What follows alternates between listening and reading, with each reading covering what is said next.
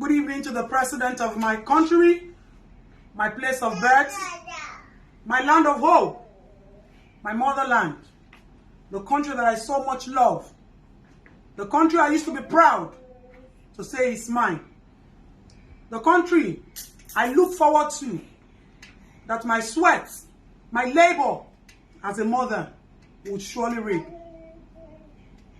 The President of this country stands several times to address us, we citizens. Most times we don't understand what you say, but for benefit of that, I'm going to go ahead to ensure that this conversation is printed on all pages of newspaper, so that if the President cannot, I'll drop. Saying for the benefit of that, I'm going to ensure that this conversation is also printed in pages of newspaper, so that if the President cannot understand my words, you would be able to read clearly. Mr. President, you are the Commander-in-Chief of the Armed Forces of the Federal Republic of Nigeria, but you have failed to protect me and my family. You are the father of the nation. You have failed to show sympathy and emotions and concerns where necessary. The wife of the President is supposed to be the mother of the nation. She has failed woefully in showing us who and what the power of a mother is. This is not the Nigeria we want. We didn't understand when you were telling us, assure you, I assure you, I assure you. You assured us, we didn't know you assured us failure. We didn't know you assured us killing. We didn't know you assured us suffering. We didn't know you assured us insecurity. We didn't know you assured us a worse education and medical system. We didn't know you assured us the worst yet to happen, broad daylight in our own face.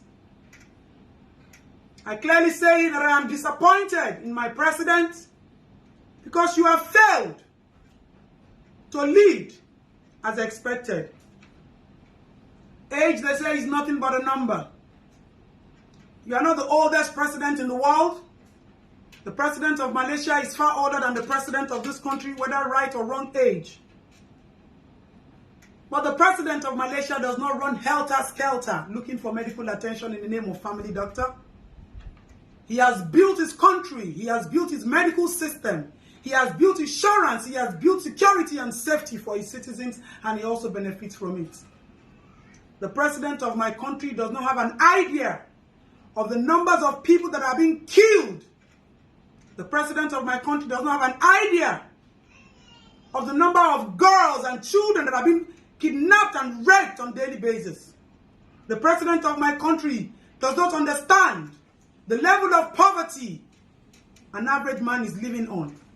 The President of my country does not understand what the exchange rate of this country has turned out to be. Yet you fly planes going from one country to another, giving assistance to other countries, when your own motherland is burning. Your own motherland was on a nosedive, but now it is completely gone. What do we have left? Nothing. No business is surviving, no business is thriving. Expatriates have gone. The other and the most lucrative business now is banditry, killing and kidnap. Mr. President, is this what you assured us? Mr. President, is this the country our children will grow in? Mr. President, is this the labor of our past heroes? You are so insensitive and unconcerned. That is what irritates me the most. You stand to address us without understanding the gravity or the consequences of what you say. This is a generation that wants change. This is a generation you cannot mess with. This is a generation that understands. Technology is everywhere. We see so many things. Even if you are not capable, your level of education does not make you capable to do things that are expected of this country at this age and time. Why not hire people who have the capacity to do it? Why surround yourself with liars and greedy men who think about what they want to steal and what they want to go home with and the lies they want to tell you? You are a father. Do you take time to speak to your children? The medical system of this country has so failed that people die every day out of negligence of practitioners or lack of equipment. Yet we have people, we have looted funds that are being brought back into this country. We have Desiani's funds, we have Abacha's funds, we have Ibori's funds, we have so many funds. These monies are far more than what the president runs around to borrow. How do you intend to pay these debts? Nothing is functioning in this country. Mr. President, have you sold Nigeria? Let us know. An average citizen is dying in penury. You have so shamed us. Whether speeches have been written and given to you to read, or you write, you have shamed us locally and you have shamed us internationally, and we begin to ask ourselves, how did we get here? If this country is being controlled by political men, let us know. Because definitely, you are not the one in charge.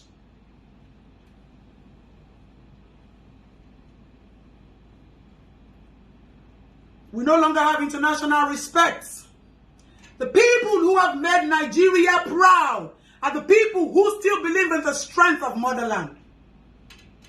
An average young child in Nigeria has taken his destiny back in his hands. Now our youths begin to do all sorts just to earn a living. Politicians live luxurious lives. And we, our monies and taxpayers are being spent. We finance this country. Every avenue tax is being laid, extortions are being made from the port to every corner of this country. How long do you want to continue to kill us morally?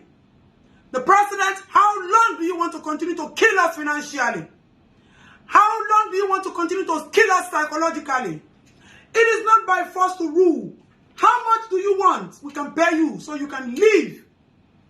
And let's build a new Nigeria for our children. Enough of the killing during the EndSARS we have not forgotten. What is even happening now is worse than what happened in EndSARS. Who are we? Are we still Nigeria? Are we still Nigerians? We don't even know anymore. But you sit in the power. You sit in your office. That office should be called the office of shame. If the Chief Security Officer of the Federal Republic of Nigeria can say they do not have enough ammunition to protect its citizens, what are you doing with our monies? What are you doing with the borrowed funds? Mr. President, I will drop my address and my full information so that if you want to arrest me or I'm going down for this, so be it. One thing I want to assure you, our politicians and our present leaders and the liars surrounding them, this change will come. This change is near. This change is going to happen. There is nothing left. You people have showed your level of cowardice. You have showed your level of wickedness. You have showed your level of insensitivity from head to toe. But we know what we want for Nigeria. We know what we hope for our motherland. The labor of our past heroes saved us. But nothing has been done from your own dispensation. Mr. President, as the father that rules my country, I am ashamed that this is where you have pushed us. And I pray that sooner than you people think, this change will come.